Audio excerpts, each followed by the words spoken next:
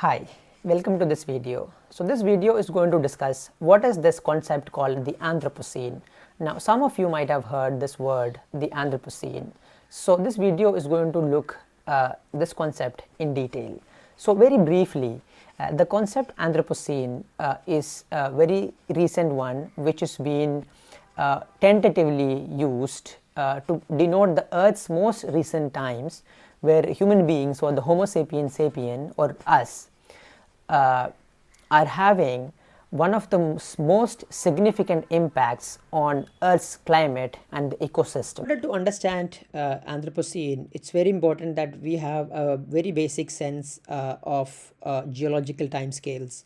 Now, geological timescales are, of course, quite complex to understand, and it would take a lot of time.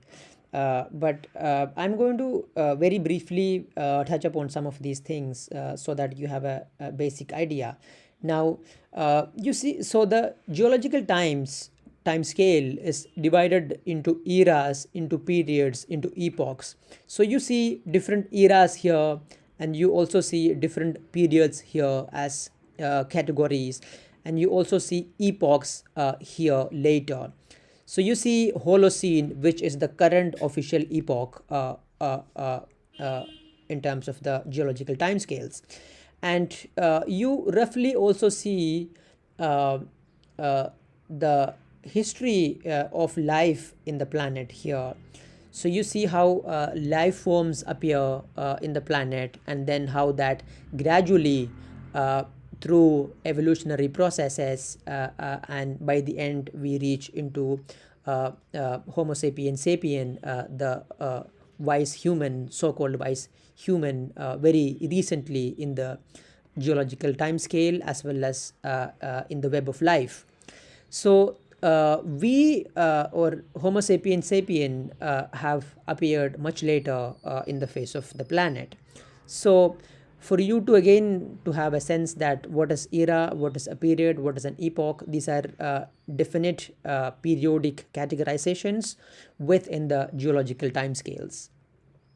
Now you also see time here marked in millions of years before the present. So we reach here Holocene, which is the current epoch. Now two scientists, Paul J. Crutzen as well as Eugenie Stormer, and Dutch atmospheric chemist as well as an American scientist, basically in the newsletter basically trying to argue or have put forward this particular concept for the first time in 2000.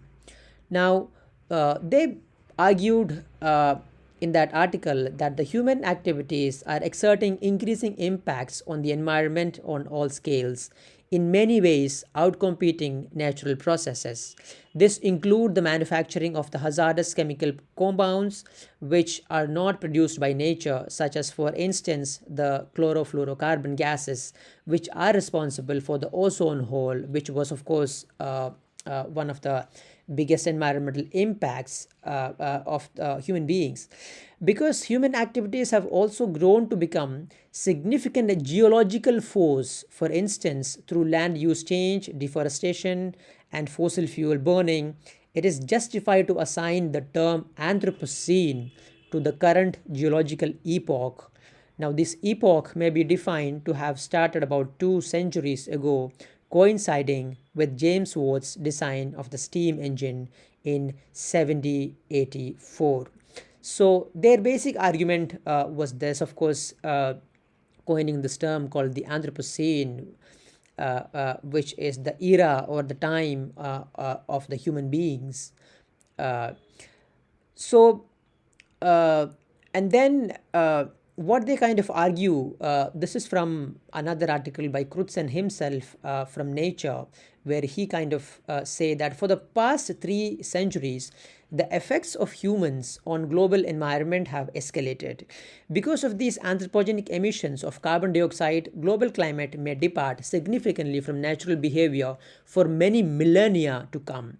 It seems appropriate to assign the term Anthropocene to the present, in many ways human dominated geological epoch, supplementing the Holocene, which is the current official epoch, the warm period of the past 10 to 12 millennia.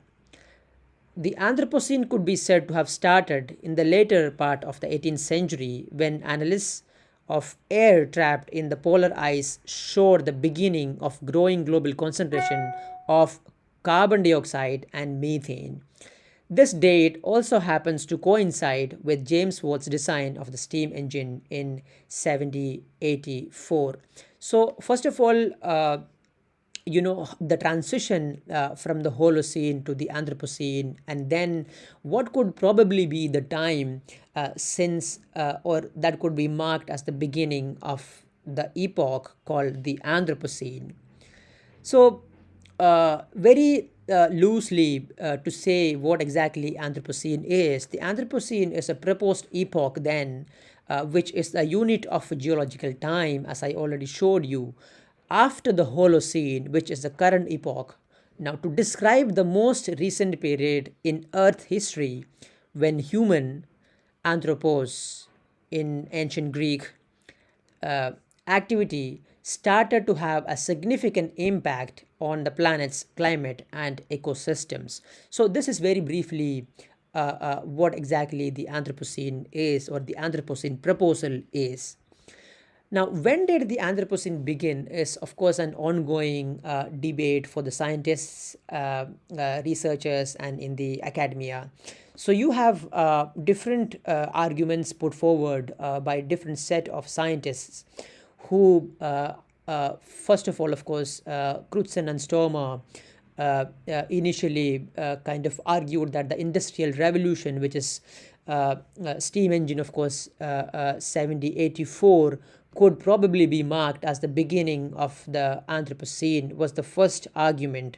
And then a second argument come which says that the nuclear age, when the first atomic bomb test in the Alamogordo in the New Mexico could probably be marked also as one of the time which could be marked as the beginning of the Anthropocene, which is 1947, if the nuclear age has to mark as the beginning of the Anthropocene.